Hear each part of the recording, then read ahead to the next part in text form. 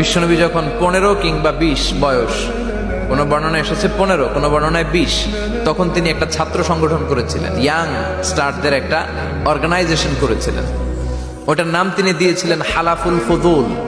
হালাফুল ফুদুল, ওইটারই আমরা বাংলায় কি বলি? হেলফুল ফুজুল।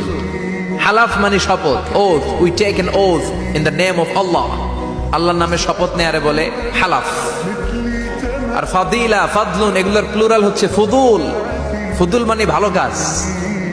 ভালো ভালো কাজের উপর বিশ্বনবী যুবকদেরকে একত্রিত করলেন যে মক্কা শহরে কোনো টেন্ডারবাজি চলবে না, কোনো চাঁদাবাজি চলবে না, দুর্বলের উপর সবলের অত্যাচার চলবে না, জালিমের জুলুম চলবে না, হত্যা চলবে না, ধর্ষণ চলবে না, রাহাজানি চলবে না।